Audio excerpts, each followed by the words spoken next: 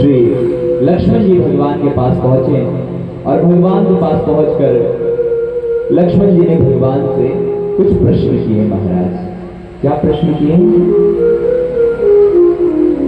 एक बार प्रभु सुख आसीना,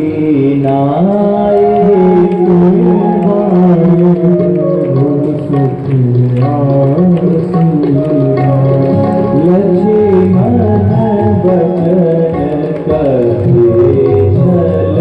चलनीना, लक्ष्मण बचन कहे चलनीना।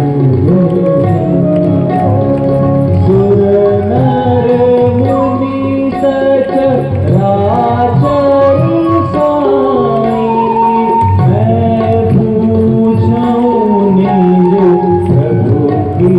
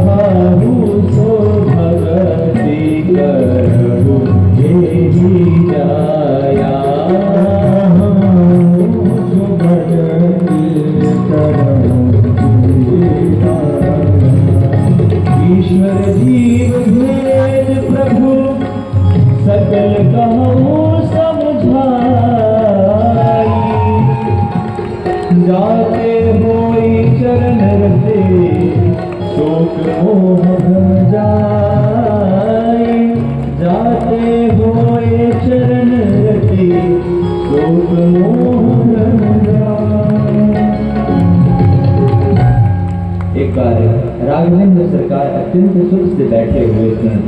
उसी समय श्री लक्ष्मण जी पहुंचे और लक्ष्मण जी ने भगवान को प्रणाम करके निवेदन किया, हे चराचर के स्वामी भगवान, आपको बारंबार प्रणाम है। मैं आपको अपने स्वामी की भांति समझकर आपसे कुछ पूछता हूँ। प्रभु आप मुझे वर्णन करके बताइए, क्योंकि मैं आपके चरण रज की सेवा करने को ही अपना सौभाग्य मानता हूँ। आप ऐसा उपदेश दीजिए जिसे सब कुछ छोड़कर सब तजी करूं चरण रज सेवा। मैं आपके चरणों के रज की सेवा करता रहूं। प्रभु भगवान, मेरे मन में प्रश्न है, ज्ञान, वैराग्य और माया क्या है, इसका वर्णन कीजिए। और उस भक्ति का वर्णन कीजिए जिसके कारण आप जीवों पे दया करते हैं, जिस भक्ति से आप रिझते हैं। प्रभु भगवान, ईश्वर और जीव में क्या भेद है, आप समझाकर हमें बताइए, जिससे मेरे अज्ञान का नाश हो, मेरा मोह और मेरे भ्रम का नाश हो। भगवान तब भगवान उत्तर देते हुए श्री लक्ष्मण जी से कहते हैं, मैं अरु मोर तुर मैं माया, मैं अरु मोर तुर मैं माया, देहि बस कीने जीवन निकाया, देहि बस कीने जीवन निकाया। लगी मन जाई, गो गो जल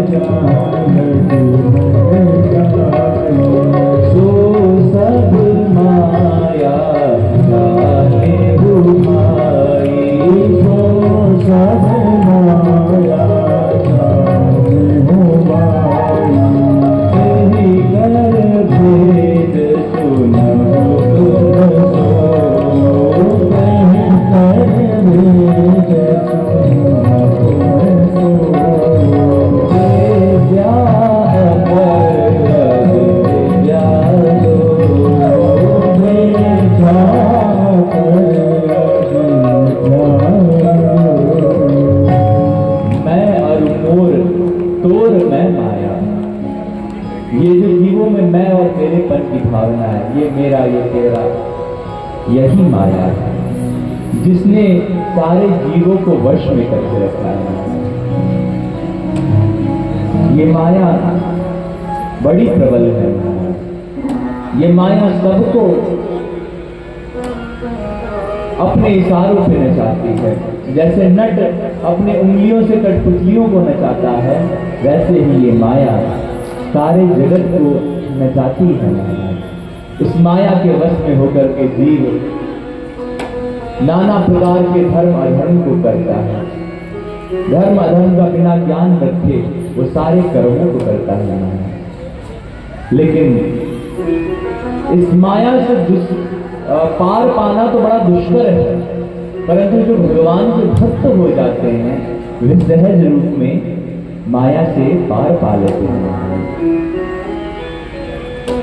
भगवान के भक्त कहते हैं, हम सो जनी लागी तू माया, जन पे तेरो कछु जोर न चली है, जो रक्षक रघुराया, हम सो जनी लागी तू माया।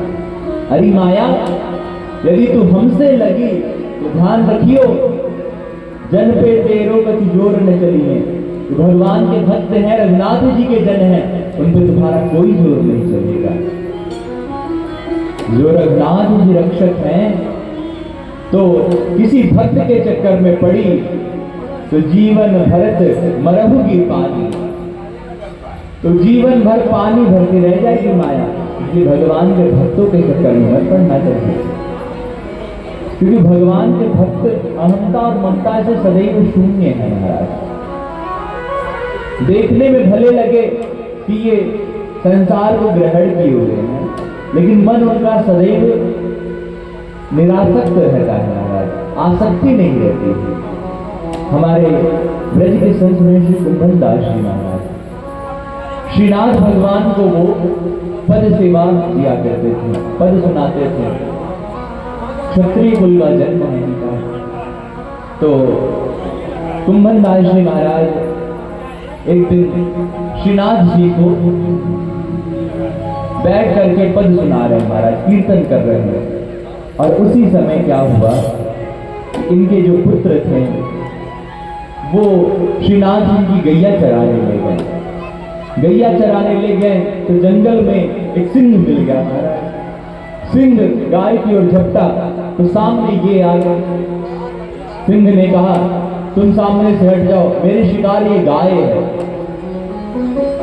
तो कुंभन दास जी के पुत्र ने कहा, हे सिंहराज, आप तो पशुओं के राजा हैं और ये आपकी प्रजा है। तो बोले, क्या मैं भूखा रहूं? बोले नहीं, आप भूखे मत रहिए, परंतु ये गाय जो है ये श्रीनाथ जी की गाय है, ये श्रीनाथ जी की सेवा करती है, इसके दूध से श्रीनाथ जी की सेवा होती है। यदि ये गाय चली जाएगी तो श्रीनाथ जी की सेवा में विघ्न पड़ेगा, इसीलिए आप इस गाय की जगह मुझे खा लीजिए, क्योंकि मेरे जैसे और सेवक भी मिल जाएंगे श्रीनाथ जी की सेवा के लिए। लेकिन गौ माता, हम अपने जीवित रहते तो गौ माता के प्राण नहीं जाएंगे महाराज। ये है हमारे भारतवर्ष की परंपरा, हमारी सनातन परंपरा कि गौ माता के प्राणों की रक्षा के लिए व्यक्ति अपने प्राणों का बलिदान कर दिया करता है।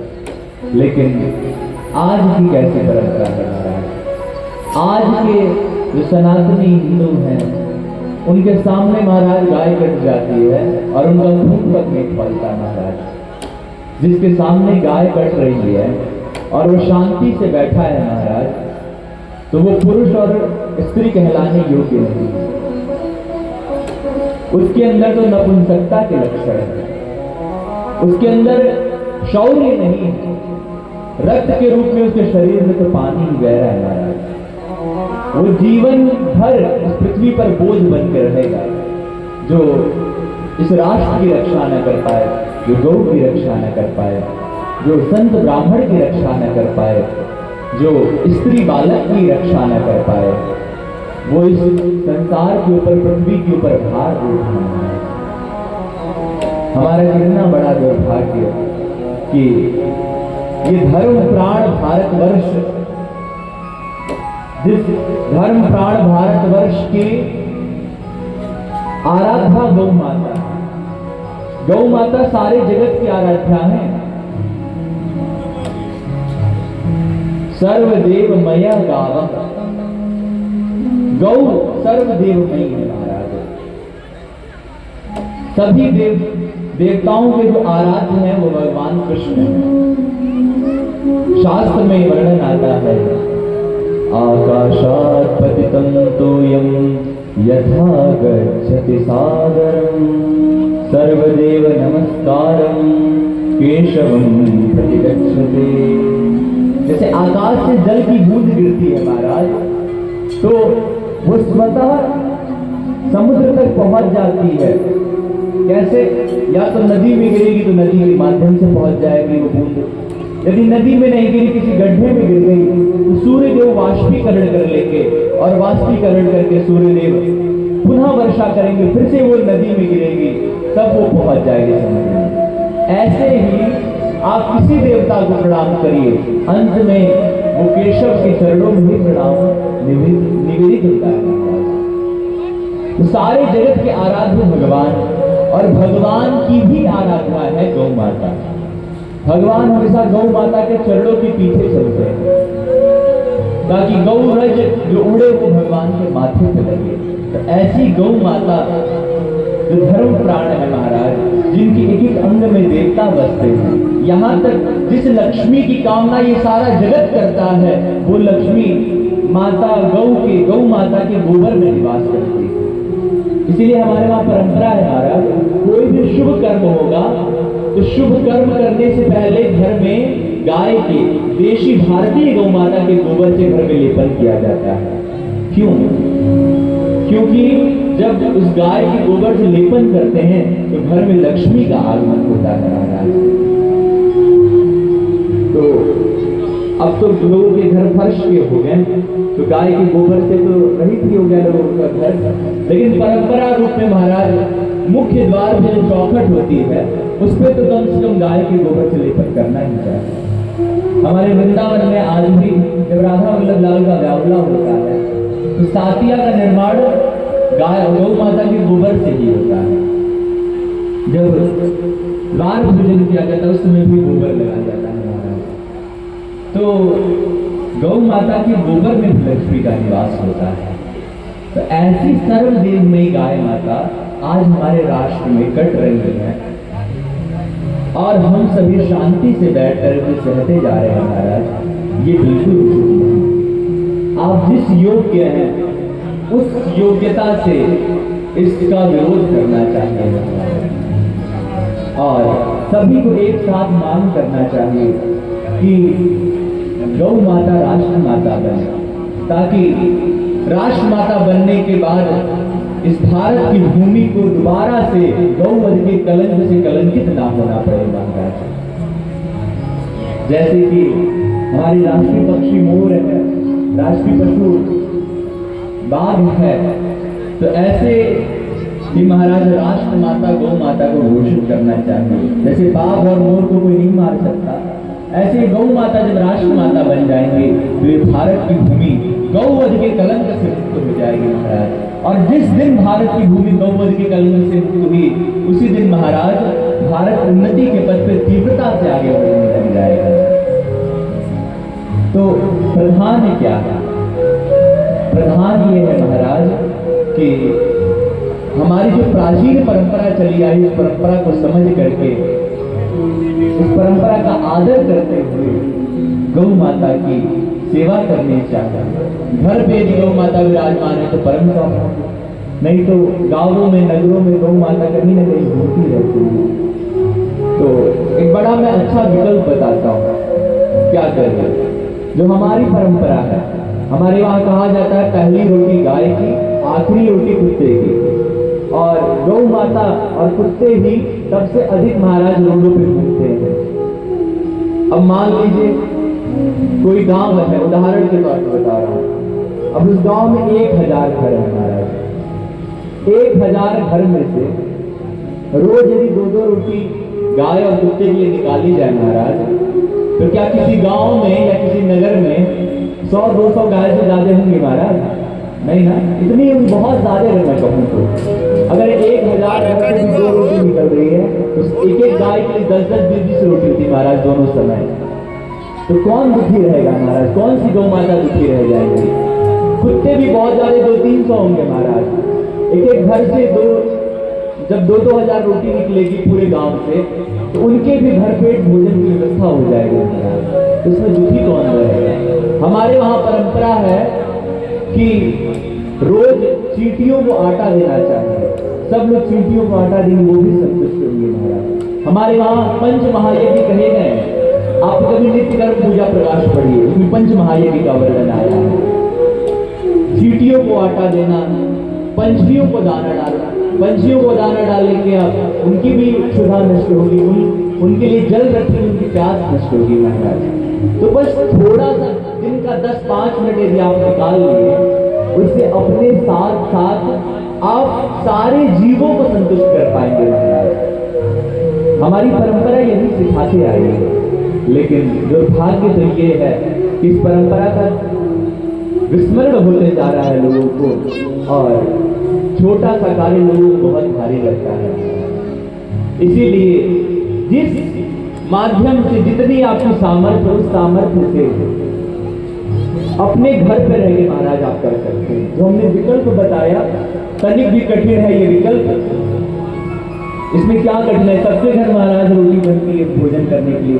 4 रोटी ज्यादा बना लेंगे तो किसी के वहां आटा कम नहीं पड़ेगा, लेकिन वो 4 रोटी अधिक बन करके महाराज न जाने कितने जीवों का पेट भर देगी। तो यदि ऐसी प्रेरणा और ऐसा संकल्प सब लोग एक साथ मिलकर ले ले महाराज, तो कौन दुखी रह जाएगा? इसीलिए तो कहते हैं कि जिस दिन भारत हिंदू राष्ट्र बना तो मनुष्य के साथ साथ सब के सब महाराज सुखी होंगे। क्यों? क्योंकि हिंदू राष्ट्र में हमारे सनातन धर्म के अनुसार सब लोग चलेंगे। अब सनातन धर्म में चींटी से लेकर के हाथी तक सबके सुख का विचार किया जाता है। हमारे वहां किसी ज्योतिषाचार्य के पास जाइए, बोले महाराज राहुल जी को परेशान कर रहे हैं, तो इनमें चींटी और पंछियों को दाना डालो। बोलेंगे महाराज बुध खराब है। बोलेंगे हाथी कहीं दिखे, हाथी को खिला दो महाराज। गौ माता को हरा चारा खिलाओ। हमेशा शास्त्रों में ऐसा उपाय बताया जाता है जिसके द्वारा जीवों का कल्याण हो, और ऐसे ही उपायों को करना भी चाहिए जिन उपायों से आपको दिखे कि किसी का कल्याण है। अब बताने वाले तो बहुत विचित्र विचित्र बताते हैं, उस विषय से हम नहीं जाना चाहेंगे, लेकिन स्वयं की चिंतन का प्रयोग करके बस उसी कार्य को कीजिए जिससे जीव जगत की सेवा हो पाए महाराज। तो ये सनातन परंपरा जो हमारी चली आई वो परंपरा चलती रहेगी महाराज। कुंभन दास जी के पुत्र ने इसी परंपरा का निर्वहन करते हुए अपने प्राणों का विसर्जन कर दिया, लेकिन गौ माता के प्राण नहीं जाने दिए। अब क्या हुआ कि सारे ब्रजवासियों ने जब उनके शव को देखा तो पूरे ब्रज में हल्ला मच गया महाराज। सब लोग कुंभन दास जी के पास गए और जाके कुंभन दास जी से बताएं कि कुंभन दास जी आपके पुत्र को सिंह खा गया। ये सुनते ही कुंभन दास जी मूर्छित हो गए महाराज। अब तो ब्रजवासी कहने लगे बताओ कैसो बाबा है जी? वैसे तो बहुत बड़ो भगत बनतो है, बहुत बड़ा भक्त बनता है, लेकिन पुत्र के प्रति कैसा इसका मोह है? इसने जैसे सुना कि पुत्र मर गया तुरंत मूर्छित हो गया। श्री महाप्रभु जी को बताया कि ये बात। महाप्रभु जी आए, बोले देखो ब्रजवासियों, कुंभन दास जी के मन में कभी ऐसी आसक्ति हो ही नहीं सकती। कुंभन दास जी चेतना में आए तो महाप्रभु जी ने कहा कि कुंभन दास तुम परेशान मत हो, तुम्हारे जैसे मुक्तात्मा भक्तों के ऊपर कभी सूतक नहीं लगता है। तुम ठाकुर जी की सेवा से एक दिन के लिए भी महाराज तुम व्यर्थ नहीं होगे। ये सुनते ही तुरंत कुंभन दास जी उठ के बैठ गए और कीर्तन सेवा करने लग गए। महाप्रभु जी ने कहा कुंभन दास जी के मन में अपने पुत्र के प्रति मोह और आसक्ति नहीं थी, उनकी आसक्ति ठाकुर जी की सेवा के प्रति थी महाराज। और ठाकुर जी की सेवा के प्रति वो आसक्ति है, मोह है, माया है, तो वो तो कल्याण कर देगी। लेकिन यदि संसार के प्रति है महाराज तो फिर इस संसार की माया बड़ी कठिन है। इस संसार की माया ने बड़े बड़ों को नाच नचाया है महाराज। इस संसार की माया ने बड़े बड़े ऋषियों को मोहित कर दिया महाराज। श्री राजेश रामायणी जी का एक बड़ा सुंदर पद है, भजन है। राजेश रामायणी जी कहते भगवानी, ये माया तेरी बहुत कठिन है राम, ये माया तेरी बहुत कठिन है राम, ये माया तेरी बहुत कठिन है राम, ये माया तेरी बहुत कठिन है राम।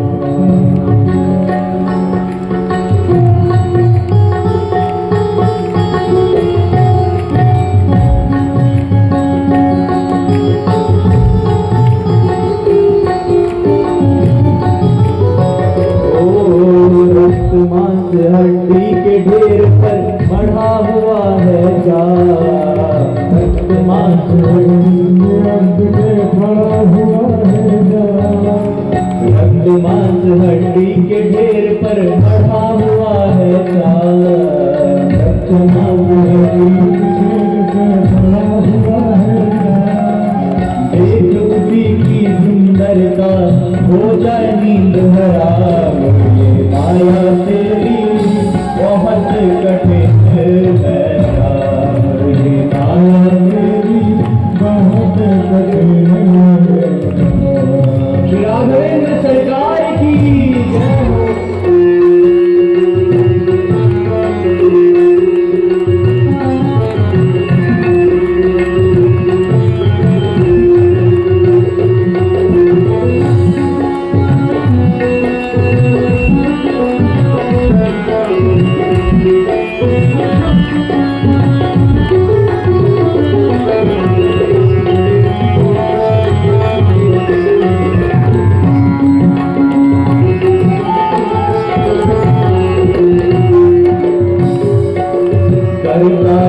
विरोध क्रोध का कहता बुरा परिणाम, करता नित्य विरोध क्रोध का कहता बुरा परिणाम, होता क्रोध स्वयं तो होती बाणी बिना लगाम, ये माया तेरी बहुत कठिन है राम, ये माया तेरी बहुत कठिन है राम।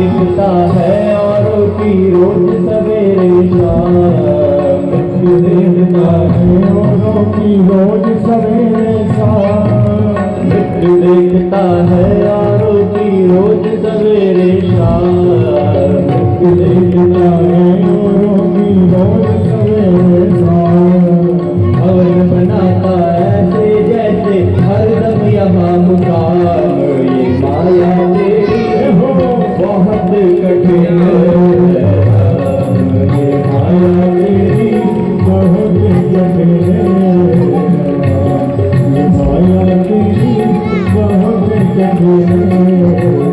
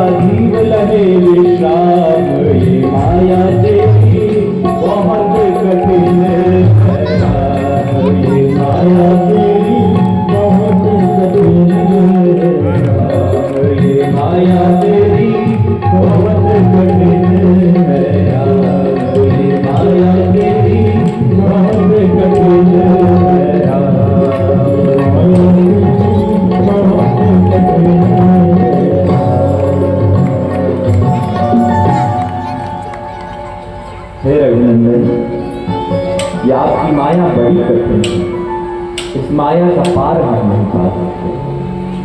भगवान कहते हैं कि ये मेरी माया ही सबको मोहित करके रखती है। लक्ष्मण, इंद्रियों का विषय जहां चले जाता है हम सबको माया जाना, और माया के दो भेद हैं, विद्या और अविद्या। विद्या जो जीव को मुक्त कराती है, या विद्या सा विमुक्त ये विद्या क्या है? जो जीव को मुक्त कराए, और अविद्या क्या है? जो जीव को बांधे। सबसे बड़ी अविद्या क्या है?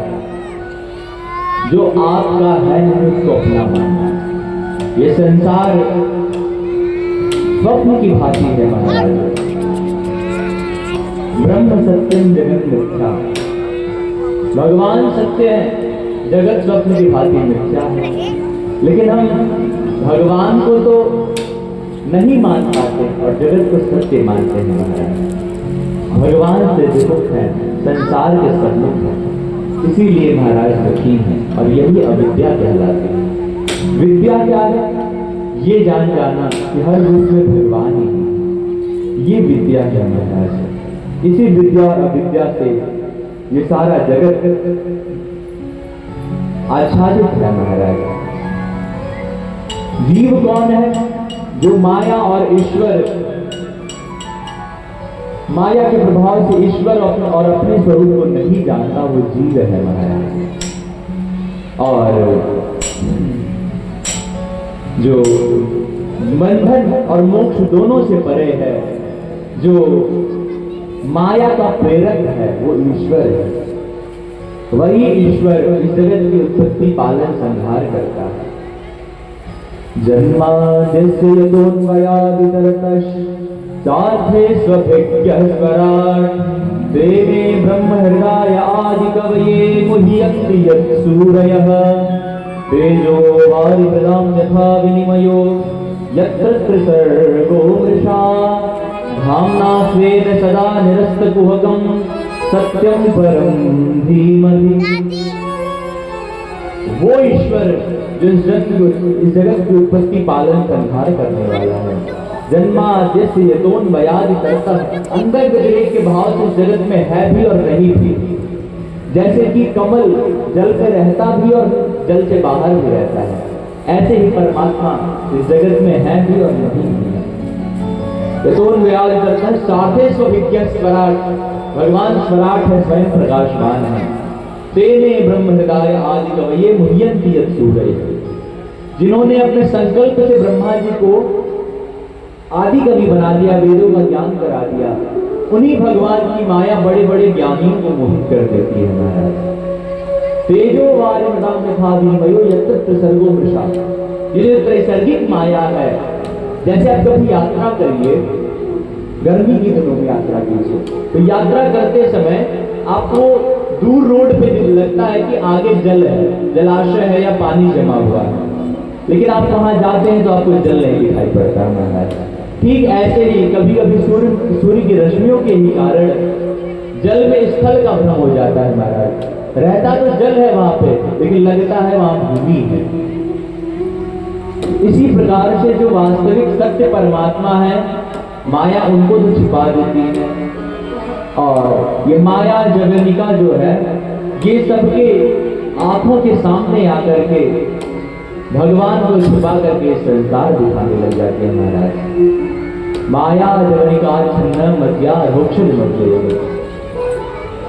बुआ बुंती भी यही कहती हैं कि माया रूपी पर्दा ही जीव और परमात्मा के बीच में बंधन का कारण बना है महाराज, आदर्शन का कारण बना हुआ है। धर्म के आचरण से वैराग्य और योग से ज्ञान होता है, ज्ञान मोक्ष को देने वाला है, जिसका वेदों ने वर्णन किया है महाराज। अब इसके बाद भक्तों का और भक्ति का वर्णन करते हुए भगवान कहते हैं, मम गुण गावत पुलक शरीरा, मम गुण गावत पुलक शरीरा, गद गद गिरा नयन बहरी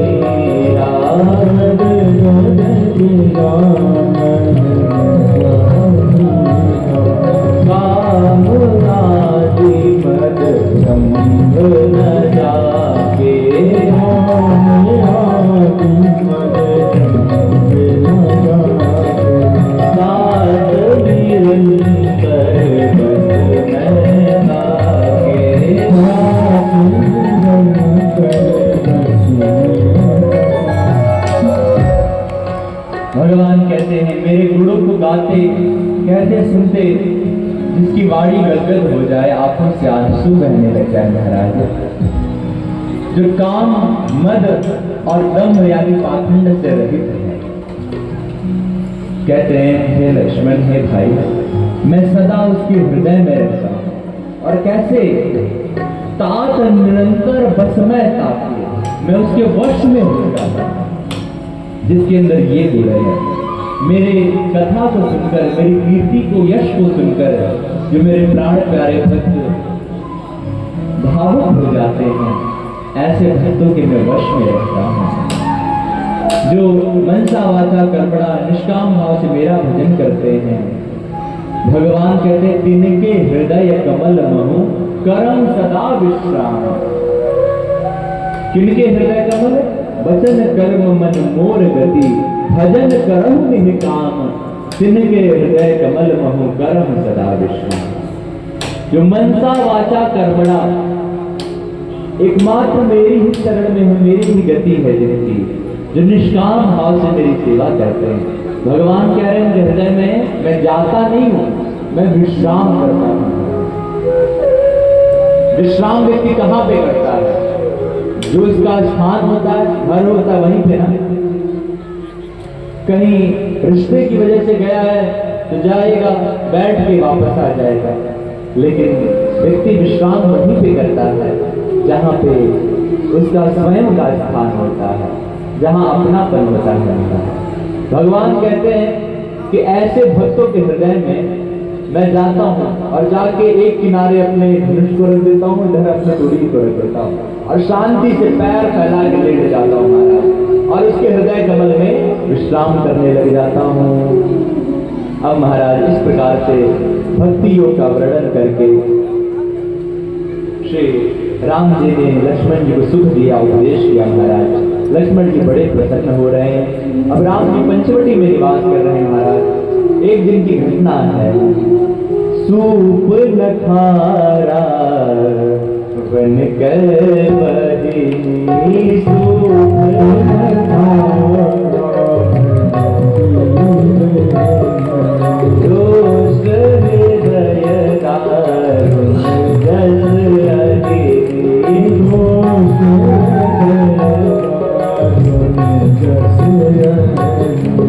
पंच बड़ी तो एक मारा, पंच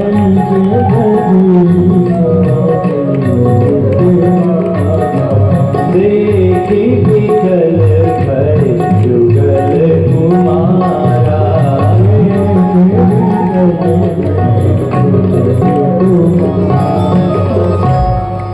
सूप नखा रावण के बनी। इस चौपाई को पढ़ते हुए हमें विशेष मुस्कान चेहरे की दिखाई कि गोस्वामी जी के क्रम को देखिए आप, कि गोस्वामी जी ने किस क्रम से मानस जी की रचना की है महाराज। अभी ऊपर कह रहे हैं कि वचन कर्म मन मोर गति भजन करहु नी काम, जिनके हृदय कमल महु करहु सदा विश्राम। और उसके ऊपर कह रहे हैं काम आदि मद दम बन जाके, ताद निरंतर बस में ताके। जिसके हृदय में काम ना हो, जिसके हृदय में मद यानी अभिमान ना हो, जिसके हृदय में दम ना हो, मैं उसके वश में रहता हूँ। तुरंत इस बात को प्रमाणित करने के लिए शूर्पणखा का चरित्र आया महाराज। शूर्पणखा के हृदय में काम भी है, अहंकार भी है कि रावण की बहनों में, और दम्भ तो है महाराज। थी राक्षसी बन के सुंदरी गई भगवान के साथ। तो गोस्वामी जी के क्रम को देखकर ये समझ में आता है कि वैदुष्य की क्या परिभाषा ये समझना है। मानस जी को पढ़े महाराज। शूर्पणखा नाम के रावण की जो बहन है, नागिन के समान दुष्ट और भयानक हृदय की है महाराज। एक बार पंचवटी में वो गई और हमारे रामलला सरकार को, हमारे लक्ष्मणलाल को देखकर मोहित हो गई महाराज। अच्छा, गोस्वामी जी कह रहे हैं देख विकल, विकल अर्थात काम से पीड़ित हुई है महाराज। प्रेम नहीं उत्पन्न हुआ, इसका काम उत्पन्न हुआ है, और जहां काम होता है तहां राम नहीं होते। अब महाराज इसने खूब सुंदर सुंदरी स्त्री का स्वरूप बनाया और राम जी के सामने पहुंचे और पहुंचते ही क्या बोली, तुम सम पुरुष न मोसम नारी, यह संजोग विधि रचा विचारी। भगवान के पास गई और जाते ही बोली कि ना तो तुम्हारे समान सुंदर दूसरा कोई पुरुष है और ना ही मेरे समान कोई नारी है, तो ये हम दोनों का जो संयोग है ना, विधाता ने बहुत सोच विचार के बनाया। भगवान ने कहा कि देवी, आप कह रही हो कि आपके समान कोई पुरुष नहीं, मेरे समान कोई नारी नहीं है, तो क्या आपने संसार के सारे पुरुषों को देख लिया है? सूर्यप्रभा ने कहा, विवाह के लिए मैं बहुत भटकी हूं, मुझे आज तक कोई पसंद नहीं आया। तो महाराज राम जी ने कहा, मैं पसंद आया? कहे हाँ, मन माना कछु तुम ही निहारी। कितनी विचित्र बात महाराज, कह रही मन माना कछु, राम जी को निहार की कछु मन मानेगा? अरे कछु ऐसा अवशेष नहीं बचे गो महाराज कि जो कामना लगे कि हृदय में ये बच गई है, राम जी को निहारने बस सब पूर्ण हो जाता है महाराज। लेकिन कह रही है तुम मन माना कछु तुम ही निहारी, तुमको देखकर कुछ मन माना। राम जी ने कहा, यानी हमसे सुंदर कोई दिखेगा तो तुम इसके पास चली जाओगी? देखो मैं तो विवाहित हूं, ये मेरे छोटे भाई साहब हैं, इनके पास जाओ। लक्ष्मण जी बोले, प्रभु जी कहाँ फंसा देते हैं? लक्ष्मण जी अपने तलवार को साफ कर रहे हैं। महाराज सूर्यप्रभा पहुंची, सूर्यप्रभा ने कहा कि आपके बड़े भैया ने भेजा है और आप हमसे विवाह कर लीजिए। तो लक्ष्मण जी बोले, अरे सुंदरी, सुंदरी सुनू मैं उनकर दाता, सुंदरी सुनू पराधीन नहीं तोर सुपाता, पराधीन नहीं तोर सुपाता, समर्थ को दल राजा जो कछु करहि तो नहीं सब साजा, कछु करहि तो नहीं सब साजा, सेवक सुख आज भिखारी, सेवक सुख भिखारी, रजनी बन शुभ गति विचारी, रजनी बन शुभ विचारी, जो भी जंतु चार तुम्हारी, जो भी जंतु चार तुम्हारी, नभ दुरी दूर जहत एकाकी, नभ दुरी दूर जहत एकाकी। अरे सुंदरी सुनो, मैं तो कोसलाधीश भगवान का दास हूं, मैं पराधीन हूं और भगवान कहते हैं प्रभु समर्थ कौशलपुर राजा। भगवान तो सामर्थ्यशाली हैं, कोसलाधीश हैं, तो वैसे भी राजा लोग कई कई विवाह कर लेते हैं। क्या हुआ, एक विवाह कर लिए, और विवाह भी तो कर सकते हैं। तो वो राजा हैं, उनके लिए तो सब संभव है महाराज, वो कुछ भी कर सकते हैं, उनमें सब शोभा देगा। लेकिन हम तो उनके सेवक हैं, अब हमारे साथ रहोगी तो तुम्हें सुख तो नहीं मिलेगा। क्यों? क्योंकि हम दिन रात राम जी की सेवा में रहते हैं, हम तो सोते भी नहीं, पिछले 12-13 वर्षों से हम सोए भी नहीं। तुम्हें भी जगना पड़ेगा, पति के सोए बिना पत्नी कैसे सो जाएगी? तुम्हें भी आगे के वर्षों में बिना सोए रहना पड़ेगा, मेरे पास सुख नहीं मिलेगा। अब महाराज लक्ष्मण जी कहने लगे, देखो सेवक सुख चाहे, भिखारी सम्मान चाहे, जो व्यसनी है, नशा करता है, वो धन चाहे महाराज, व्यसनी कभी धन नहीं बचा पाएगा। जितना पैसा आएगा सब नशे में, जुआ शराब जो भी नशा हो उसी में सब उड़ा देगा महाराज। व्यसनी जो है वो धन चाहे, व्यभिचारी जो है जिसका आचरण शुद्ध नहीं वो शुभ गति चाहे, जो लोभी व्यक्ति वो यश चाहे, और अभिमानी धर्म अर्थ काम मोक्ष चाहे। तो ये सब तो उसी प्रकार है जैसे कोई आकाश का दोहन करके दुग्ध की कामना करता हो, अर्थात असंभव को संभव करना चाह रहा हो महाराज।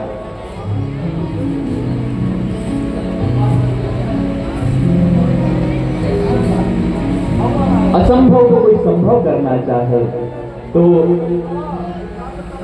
जो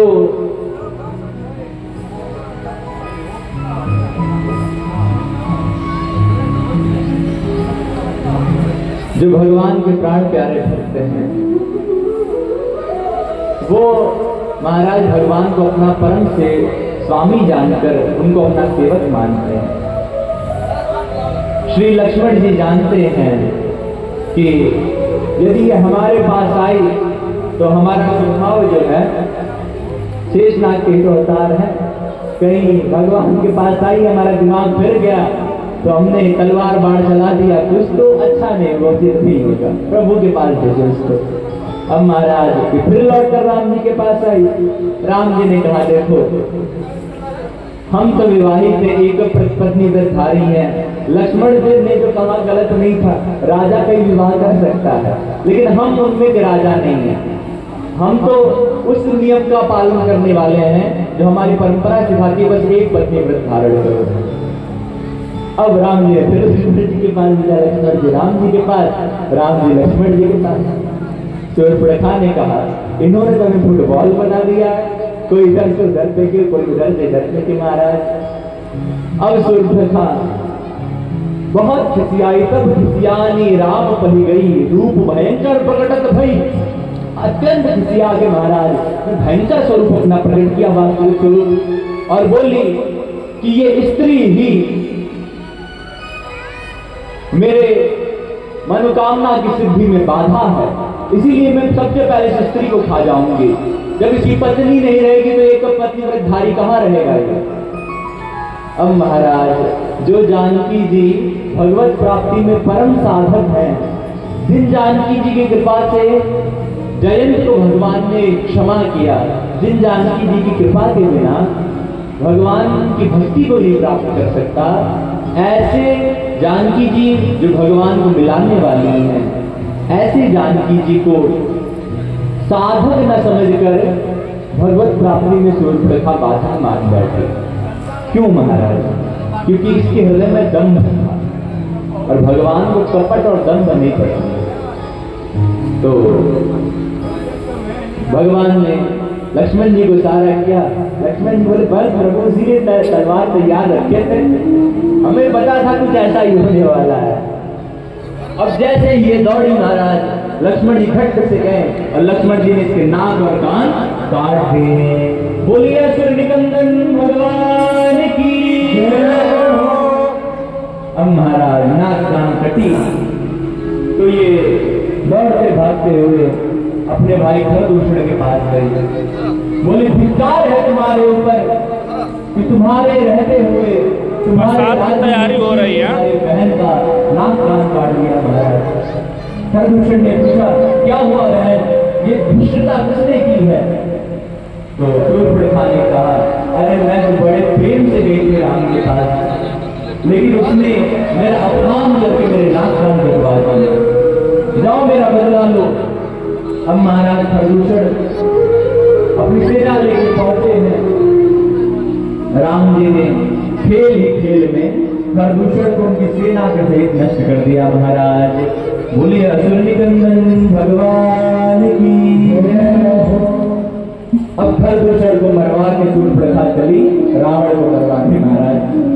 इसने कॉन्ट्रैक्ट लिया था पूरे रावण के वंश का नाश करेंगे, क्योंकि इसका पति जो विद्युत जिह्वी था महाराज, विद्युत जिह्वी का वध रावण ने कर दिया था, क्योंकि विद्युत जिह्वी के पास ऐसी शक्ति थी कि जिह्वा जिसको भी दिखा दे वो बिजली के झटके से मर जाता है, जल के भस्म हो जाता।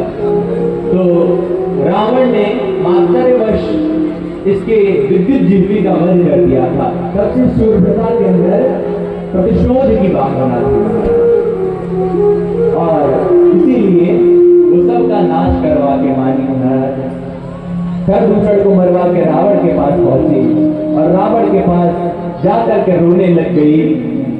रावण ने कहा, क्या हुआ बहन? बोले, बहन मत बोलना तुम मुझे। बोले, क्यों?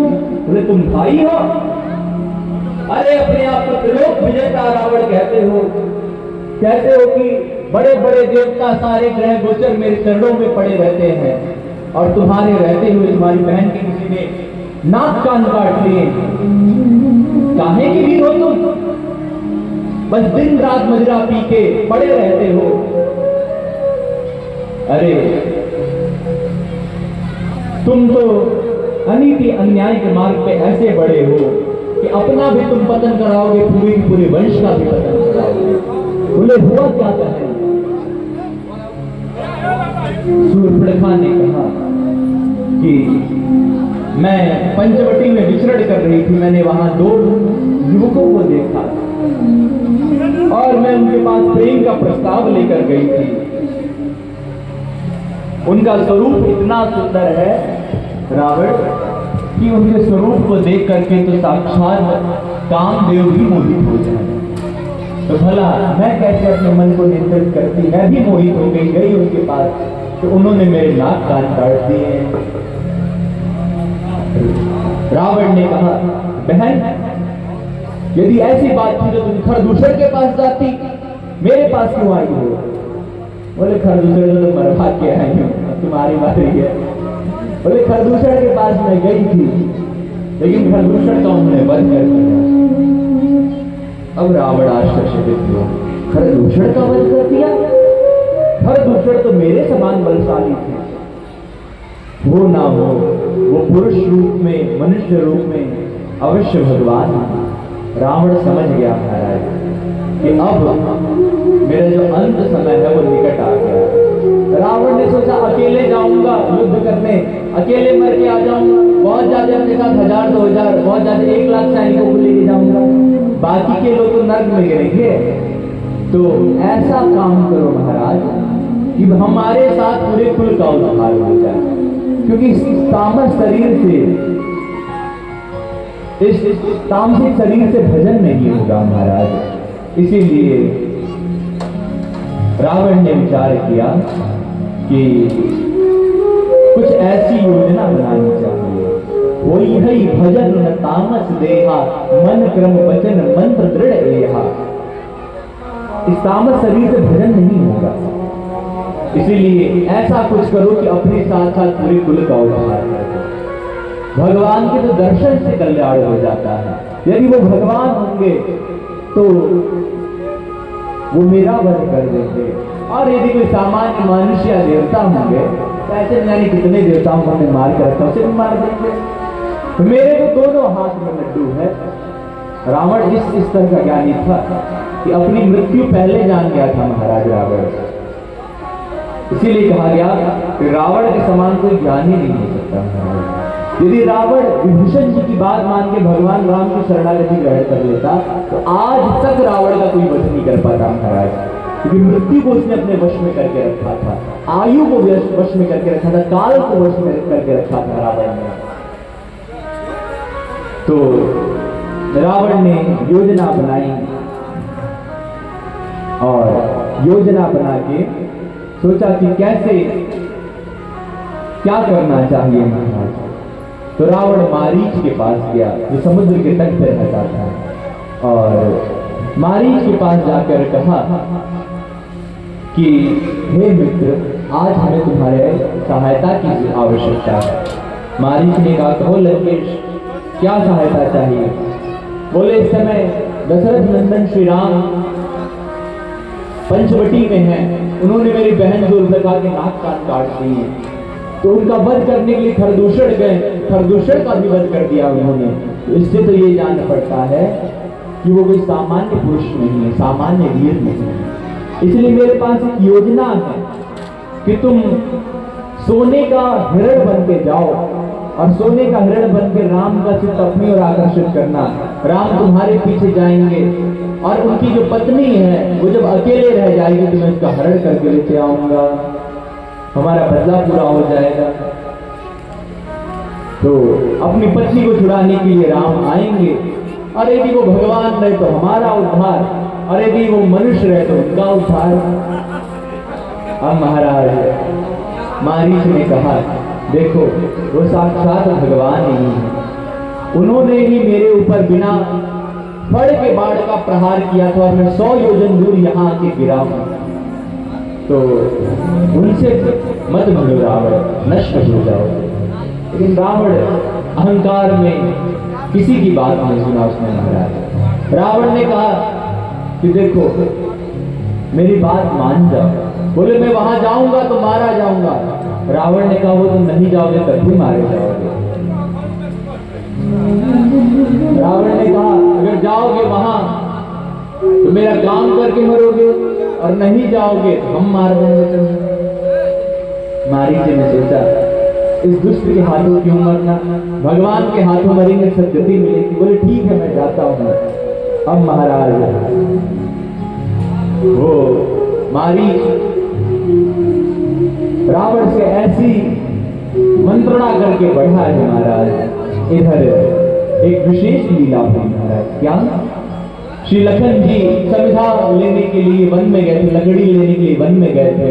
उसी समय राम जी ने किशोरी जी से निवेदन किया, सुनहु प्रिया व्रत रुचिर सुशीला, सुनहु प्रिया व्रत रुचिर सुशीला, मैं कछु कर बिललित नर लीला, मैं कछु कर बिललित नर लीला, तुम पावक महु सरहु निवासा, लगी करुणी करनासा, लगो निशान करनासा, गगही राम सब कहा बखानी, रघुपत भरी अनल समानी, रघुपत भरी अनल समानी, निज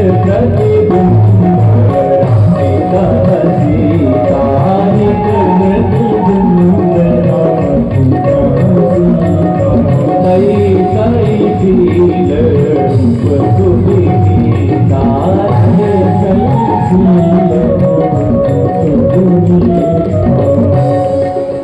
राम जी ने कहा कि हे सीते, हे प्रिय, हे पातिव्रत धर्म का पालन करने वाले सुशीले, सुनो अब मैं कुछ मनोहर मनुष्य लीला करना चाहता हूं। अब मैं उस वचन का पालन करना चाहता हूं जो वचन मैंने पृथ्वी को दिया था। इसीलिए मैं जब तक राक्षसों का विनाश करूं तब तक तुम अग्नि में निवास करो।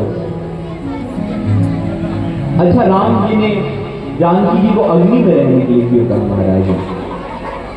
क्योंकि राम जी जानते हैं हमारी किशोरी जी बहुत भोली है। वृषभानु की किशोरी वो तो गैया होते भोली, हमारी किशोरी जी तो गाय से भी अधिक भोली है। तो किशोरी जी के सामने भी राम जी दुष्टों का वध करते हैं, किशोरी जी नहीं करने देती, दया आ जाती उनको महाराज, बोलते प्रभु रहने दीजिए मत मारिए। तो इसीलिए दुष्टों के नाश के लिए भगवान अकेले जाते हैं। बोले इनको साथ ले जाने लायक नहीं है, इनको साथ ले जाएंगे, ये हम धनुष पे बाढ़ चढ़ाएंगे रावण कुंभकर्ण को मारने के लिए। बोले कि ये भी तो मेरा पुत्र ही है, अब पुत्र माँ को मारता है तो माँ भी मारे उसे। जयंत को छुड़वा ही दिया इन्होंने, रावण कुंभकर्ण को छुड़वा देंगे। तो महाराज अब हरण भी होना, किशोरी जी का हरण तो कोई कर नहीं सकता। किशोरी जी के सामर्थ्य जो है, किशोरी जी की शक्ति से ठाकुर जी शक्तिशाली है महाराज। हमारी किशोरी जी की शक्ति के एक अंश से इस ब्रह्मांड में जितनी शक्ति दिखाई पड़ रही है वे सब की सब शक्तियां श्री किशोरी जी की शक्ति से हैं। अनंत कोटि विष्णु लोक नम्र पद्म जार्पिते हिमाद्रिजा पुलो मजा विरंजिजा बरक्षते। अनंत कोटि विष्णु लोक श्री किशोरी जी के चरण कमलों से प्रकट होते हैं महाराज, चरण नख की ज्योति से प्रकाशित होते हैं महाराज।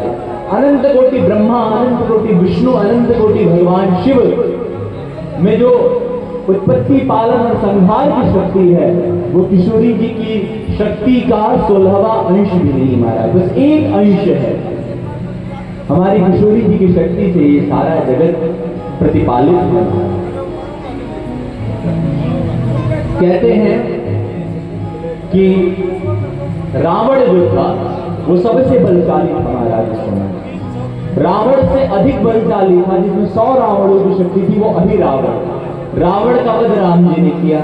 रावण से अधिक बलशाली अहिरावण, जिसमें 100 रावणों की शक्ति थी, उस अहिरावण का वध श्री हनुमान जी ने किया है। और अहिरावण से बलशाली 100 अहिरावणों का जिसमें बल था, वो था महारावण। आनंद रामायण के अनुसार जब जानकी जी वापस लौट रही थी अयोध्या के लिए राम जी के साथ, तो उस समय महारावण सामने आया और किशोरी जी ने बस खड़े होकर के महाराज हुंकार भरी, और किशोरी जी की हुंकार से जलकर भस्म हो गया। शस्त्र भी उठाने की जरूरत नहीं पड़ी किशोरी जी को।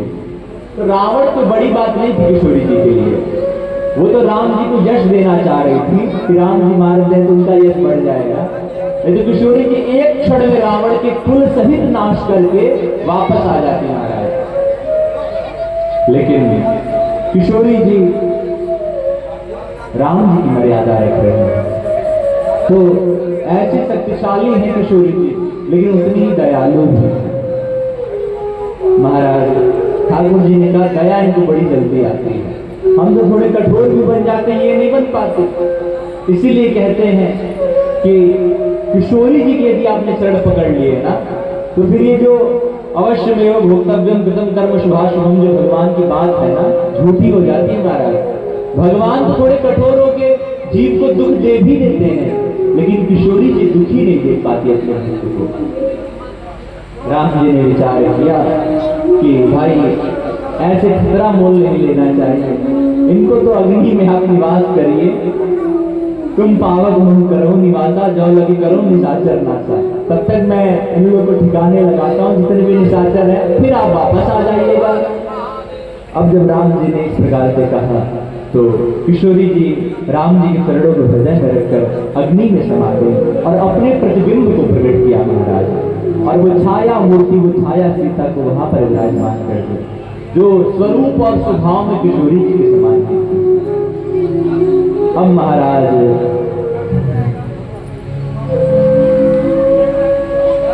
इधर क्या हुआ, मारीच तब मारीच हृदय अनुमाना, नवने विरोधे नहीं कल्याण। मारीच ने विचार किया कि रावण से विरोध करना उचित नहीं, इसलिए हमें चलना चाहिए। तो महाराज वो मारीच सोने का मृग बन करके आया श्री किशोरी जी के हरण कराने के लिए, और आकर के श्री राम जी के वन के, श्री राम जी के आश्रम के सामने डोलने लग गया महाराज। कंचन मृग बन कर आया, कंचन मृग बन कर आया, सिय का अपहरण कराने, माया का मारीच चला मायापति को माया का मारीच चला मायापति को। कंचन मृग बन कर आया, कंचन मृग बन के आया, कंचन मृग बन कर आया, मृग बन के आया, हरण कराने, माया का मारीच चला मायापति को दिखाने, माया का मारीच चला मायापति को।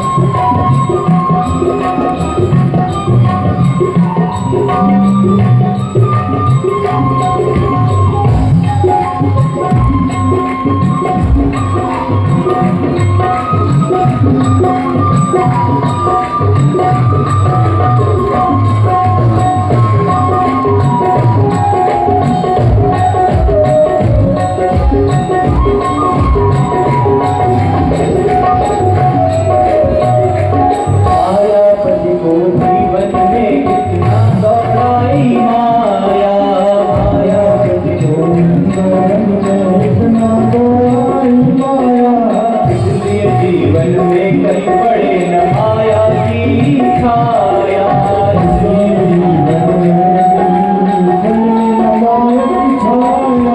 मायापति को जीवन में इतना दौड़ाई माया, मायापति को जीवन में इतना दौड़ाई माया, इसलिए जीवन में कई बड़े न माया की छाया।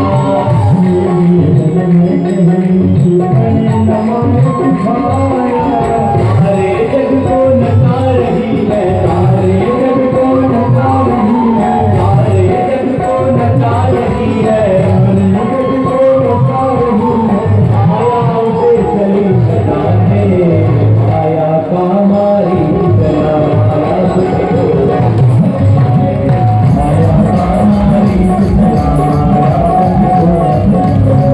चला, बन गया